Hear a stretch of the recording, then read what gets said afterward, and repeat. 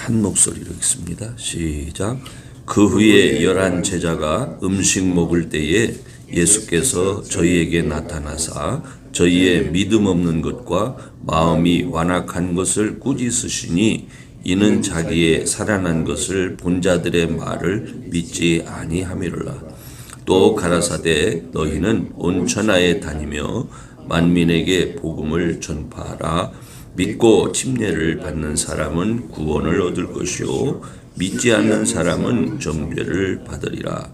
믿는 자들에게는 이런 표적이 따르리니 곧 저희가 내 이름으로 귀신을 쫓아내며 새 방언을 말하며 뱀을 집으며 무슨 독을 마실지라도 해를 받지 아니하며 병든 사람에게 손을 얹은즉 나으리라 하시더라. 주 예수께서 말씀을 마치신 후에 하늘로 올리우사 하나님 우편에 앉으시니라. 제자들이 나가 두루 전파할새 주께서 함께 역사하사 그 따르는 표적으로 말씀을 확실히 증거하시니라. 아멘.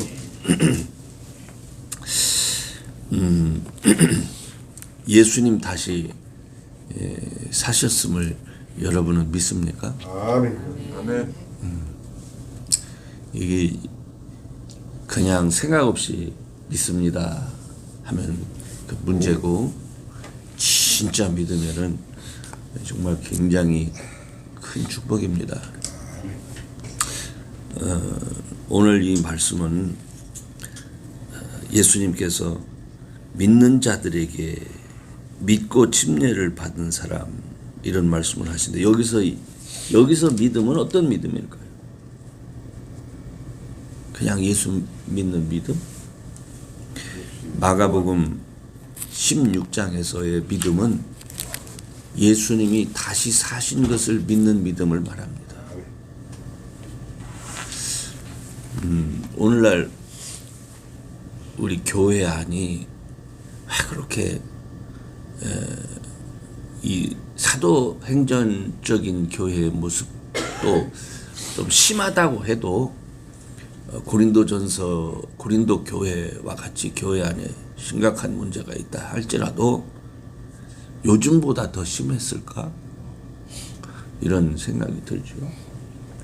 그럼 왜 이렇게 우리 교회 안이 시끄러울까? 그것은요, 우리 교회 안에는, 오늘날 사람들의 신앙 안에는 부활을 믿는 신앙이 사실은 많이 사라졌습니다. 아마 여러분 목사님들 중에 몇 %가 부활을 믿을 것 같습니까? 다 믿을 것 같은데. 한 90% 정도 될까요? 부활을 믿는 사람이?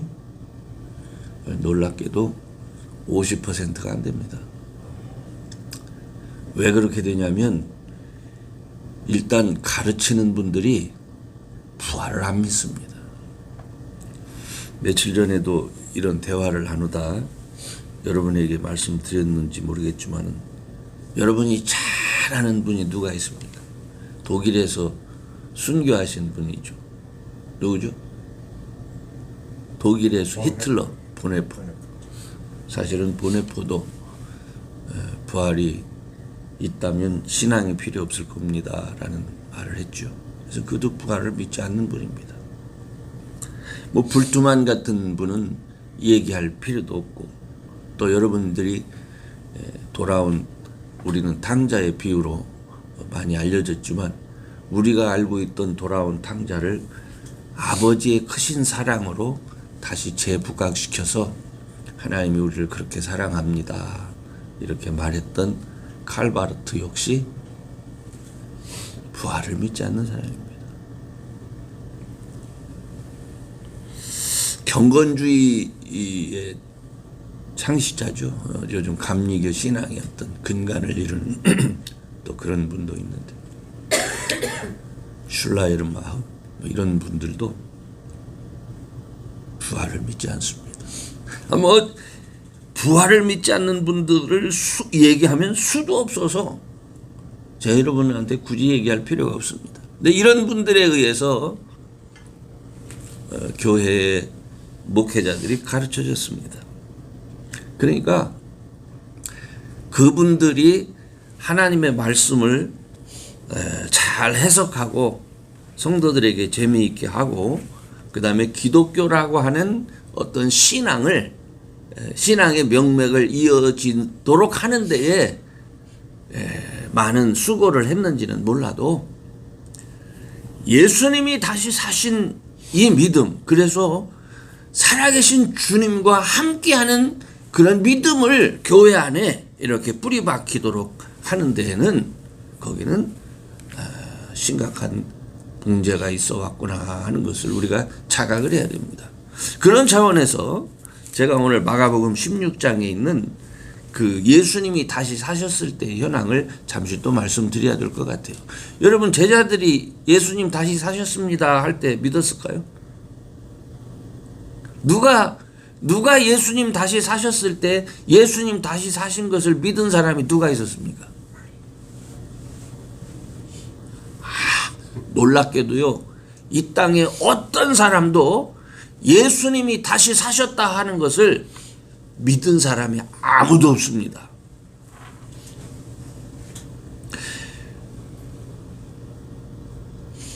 마리아, 3명의 마리아죠. 막달라 마리아, 예수님의 어머니 마리아, 세베대의 아들들의 어머니 마리아, 이 다 이름이 마리아라서 성경에 마리아 하면 도대체 어떤 마리아인지 우리가 잘 몰라요. 그런데 이분들이 연민의 정이 있어요. 예수님이 십자가에 달려 죽으셔가지고 그래서 그 무덤에 이렇게 아리마대 요셉의 무덤에 장사 지내는 것을 보고는 기다리는 거예요. 그 당시 사실 십자가형에 처해진 사람들은 그 뭐라고 하죠? 십자가형에 처해진 사람들은 장사를 지내지 않는답니다. 그래 와서 그냥 버리는 거예요. 아무도 돌볼 사람이 없는 거죠. 그런데 예수님 같은 경우는 십자가형에 처해졌지만 정말 특별한 케이스요. 예수님의 제자로 불리우는 아리마대 요셉이 빌라도에게 예수님을 요청하죠. 그죠? 그래서 예수님을 자기 무덤에 장사 지낸 거예요. 그 예수님의 장사 지내는 것을 계속 지켜보고 있다가 저기구나 하는 걸 알아서 안식 후 첫날, 그죠? 이 3사람이 거기를 갑니다. 그 여자들은 속으로는 걱정했겠죠. 야, 이거 어떻게 무덤 문을 열 것이며. 근데 이분들이 가보니까 무덤 문이 활짝 열려 있고 더 놀라운 것은 그곳에 한 청년이 흰 옷을 입고 앉아 있는 거예요. 그러면서 너희들이 찾는 분이 벌써 일어나셔서 너희들에게 얘기한 대로 갈릴리로 먼저 갔으니까 너희들 가서 빨리 제자들에게 예수님 다시 살아나셨다라는 것을 알려줘라 이렇게 했죠. 근데 그 여자들이 어떻게 했습니까? 그 여자들이 어떻게 했죠? 빨리 가서 제자들한테 알려줬습니까? 성경 봅시다. 마가복음 16장 8절. 마가복음 16장 8절 시작. 여자들이 심히 놀라 떨며 나와 무덤에서 도망하고 무서워하여 아무에게 아무 말도 하지 못하더라. 이게요, 여러분 한번 생각해 봐요. 나는 그런 생각도, 만약에 우리 집에서 사람이 장사 지냈는데 이렇게 장사 지내서 죽은 사람이 벌떡 일어나는 것만 봐도 여기가 이 뒷목이 쓰는 일 아니겠습니까? 그죠? 기뻐. 아니 그거는 나중 얘기고 일단 벌떡 일어나면 정신이 하나도 없어. 그런데 예수님이 다시 사셨다고 하니까 그리고 거기에 천사를 직접 본 거예요. 이 사람들이 이 너무 엄청난 일에 할 말을 더더더더 떠느라고 아무 말 못한 거예요. 두려워서 집에서 그냥 있는 거예요. 근데 그때에 두려워 떨고 있는 사람에게 마리아에게 예수님이 처음 나타나시는 거예요. 직접 나타나시는 거예요. 그래서 직접 나타나셔서 여기 한번 봅시다. 10절에 예수님이 만나서 하신 9절을 보죠. 시작. 예수께서 안식 후 첫날 이른 아침에 살아나신 후 전에 7 귀신을 쫓아내어 주신 막달라 마리아에게 먼저 보이시니. 예수님이 직접 찾아오셨어. 마리아에게. 마리아야, 너 왜 이렇게 두려워하느냐? 내가 얘기하지 않았느냐? 다시 살아난다고. 여기서 우리가 깜짝 놀란 사람한테 찬물 먼저 먹이죠. 아마 예수님이 찬물을 먹였는지 모르겠어. 마리아야, 너 정신 차려. 내가 얘기했잖아. 내가 다시 살아난다. 여기서 처음으로 예수님을 정말 다시 사셨구나 하는 그 사실을 믿은 사람이 막달라 마리아예요. 마리아가 예수님이 다시 사셨다 하는 소식을 듣고 믿은 것이 아니라 도저히 믿을 수 없는 그 사람에게 예수님이 직접 나타나셔서 말씀하고 봤기 때문에 이 믿은 거, 야, 이게 진짜구나 이렇게 된 거예요. 이게 진짜구나를 알아서 너 빨리 가가지고 누구들한테, 제자들한테 가서 얘기해 주라는 거잖아요. 사람들이 모여가지고 아직도 믿지 못하고 떨고 있는 사람들, 무서워서 숨은 사람들한테 가서, 야, 예수님 다시 사셨어 가서 말해주라는 거잖아요.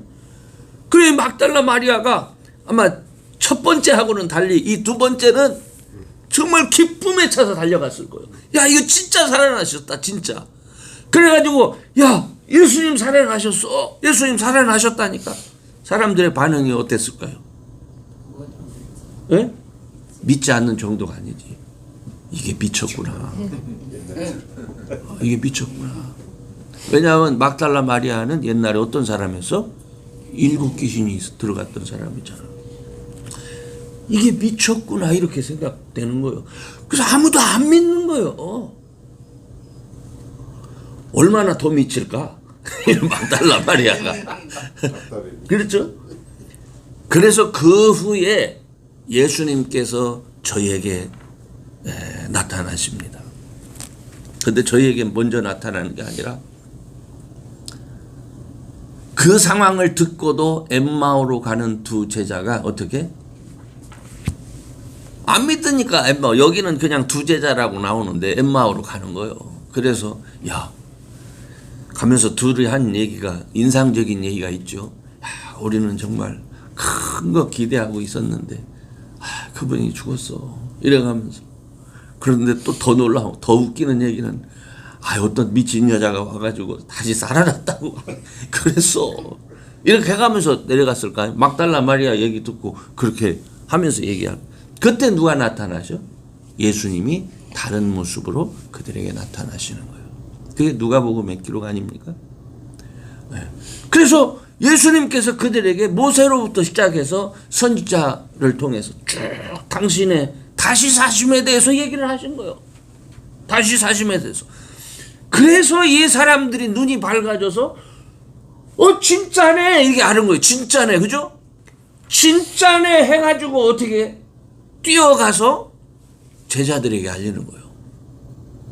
여러분, 진짜네 해가지고 뛰어가서 제자들에게 알렸는데 믿었을까요? 이 두 사람만 또 미친 사람 되는 거예요. 그래서 14절에 보면 예수님께서 11 제자에게 다시 나타나시게 됩니다. 14절 우리 다 같이 한번 읽어봅시다. 시작. 그 후에 11 제자가 음식 먹을 때에 예수께서 저희에게 나타나사 저희의 믿음 없는 것과 마음이 완악한 것을 꾸짖으시니 이는 자기의 살아난 것을 본 자들의 말을 믿지 아니함이라. 그러니까 성경 안에서 예수님을 본 자들의 말을 믿은 사람은 아무도 없다. 아무도 없어요. 놀랍지 않습니까? 그러면 누가 믿었어요? 예수님 다시 사셨음을? 직접 본 자들만 예수를 믿은 거예요. 그리고 더 놀라운 사실은 직접 본 자들, 그 믿음을 가지고 있을 때 믿는 자들에게는 그게 예수님이 다시 사셨음을 믿고 정말 예수님이 하나님께서 보내신 그리스도로구나 하는 사실을 믿는 사람들에게 표적이 따르기 시작하는 거예요. 믿음의 증거가 나타나기 시작하는 것이고, 그러므로 그 후에 오베 경제, 그 후에 사도 바울이 그렇게 얘기를 하잖아요. 가장 지극히 작은 나에게도 나타나셨다고. 그죠? 이 부활신앙이 이렇게 중요한, 부활신앙이 없으면요, 사람에게 변화도 없고 그 믿음의 능력도 나타나지 않습니다. 제가 이걸 가만히 묵상을 하다 보니까 오늘날 우리들은 부활신앙이 있나? 네, 그래서 이 성경 말씀을 이렇게 보면서 우선 나부터, 나는 진짜 믿나? 나는 부활에 대해서 듣기만 했지 본 적도 없는데, 주님을 만나지 못한 사람들은 예수님의 제자라 할지라도 예수님의 다시 사심을 못 믿었는데, 나는 내가 여태까지 믿는다고는 살았는데, 하면서 살았는데 진짜 믿나? 이게 도전이 되는 거예요. 진짜 믿나? 내가 예수님이 부활했다는 것을 진짜 믿는 증거를 한번 내봐. 이게 나를 헷갈리게 하는 거예요.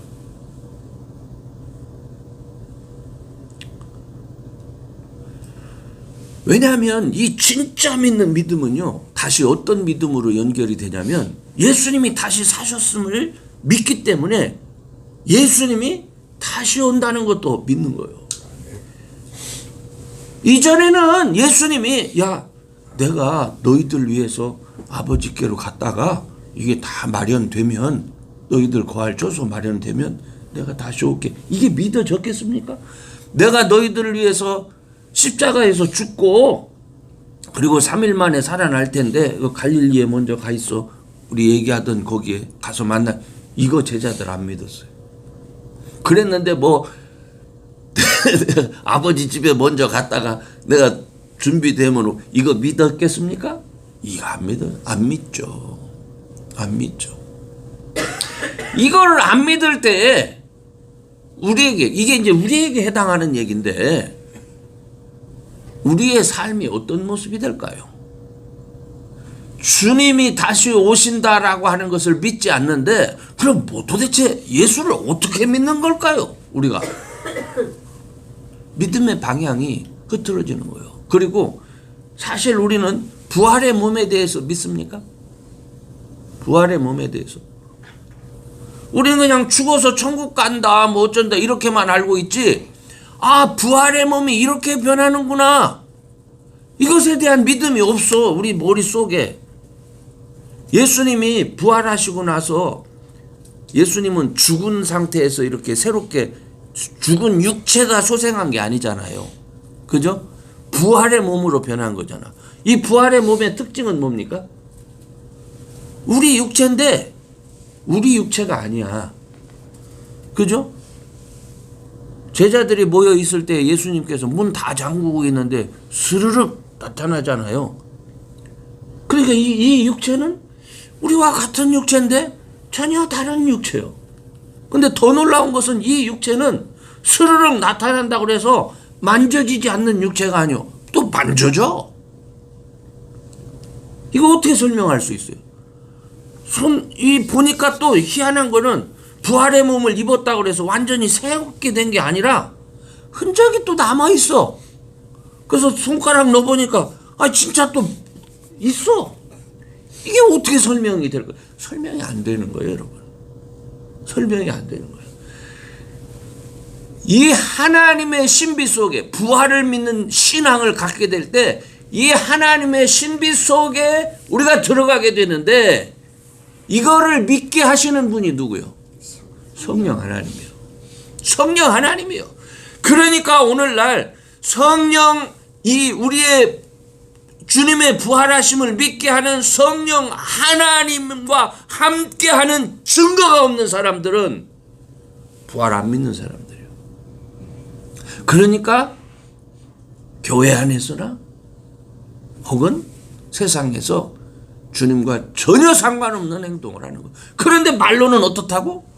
나 예수 믿는 사람이요. 나 교회 다니는 사람이요. 이런 사람들 어떤 문제가 생기겠습니까? 저는 이런 분들에게도 하나님의 은혜가 있다. 주님 오시기 전까지 전 그렇게 믿어요. 그렇기 때문에 저는 여러분들한테 부탁하는 것은 우리가 부활의 주님을 믿지 못할 때에 가장 안타까워하신 분이 누구예요? 예수님이에요. 예수님이 부활하시고 나서 하신 가장 큰 일이 뭐냐면 쫓아다니면서 나 살았어. 나 살았다니까? 이거 하러 다니셨어요. 그죠? 예수님이 하신 가장 안 믿는데 뭐 어떡해. 믿을 수가 없는데. 그렇죠. 그렇다면 주를 대신해서 이 땅에 오신 성령 하나님께서 예수를 믿는다라고 하는 사람들에게 성령 하나님이 가장 원하시는 일이 뭘까? 부활하신 예수님을 믿게 하는 것. 이게 성령 하나님의 가장 왜? 그게 예수님 마음이니까. 그것을 통해서 예수님을 아는 거니까. 그렇기 때문에 우리 믿는 사람들은 어떻게? 내가 솔직해야 돼. 도마처럼. 야, 우리 예수님 만났어? 진짜 우리 예수님이 확인시켜 주셔서 만났다니까? 그러니까 도마가 이제 마지막으로 뭐라 그래? 뭔 소리야? 나는 죽어도 못 믿어. 내가 확인해보지 않으면 못 믿어. 그러잖아요. 그러니까 이 마가복음에서는 그 사실이 없지만, 그렇죠? 이 누가에 대한. 근데 그 누가에 대한 기록을 자세하게 따로 이렇게 누가를 하네. 도마에 대한 얘기를 해놓잖아요. 그러니까 그런 도마에게 예수님이 직접 찾아오셔서 확인시켜 주시고 뭐라고 말해?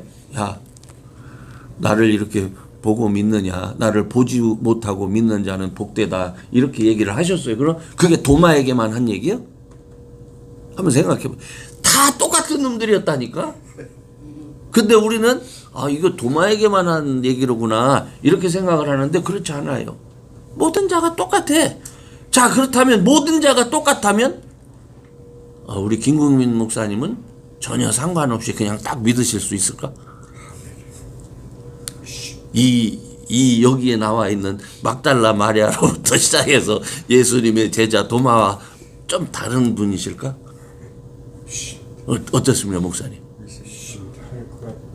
할렐루야. 우리 다 똑같잖아요, 그죠? 우리 다 똑같아. 그렇기 때문에 우리가 주님, 정말 주님의 다시 사신 그 주님을 제가 확신하는 믿음을 갖기를 원합니다. 유명한 불두만이나 유명한 칼바르트나 이런 사람들처럼 하나님의 말씀을 많이 안다고 하면서도 어떻게 그런 일이 있을 수가 있어. 이런 사람 되지 않고 우리는 진정한 다시 사신 주님을 믿는 믿음이 내 안에 새기게 해주세요. 이게 성령께서 그 따르는 표적으로 우리와 함께 해주시지 아니하시면 주님, 우리 그거 믿을 수 없어요. 그게 연약한 육체를 가진 인간의 한계입니다. 그죠?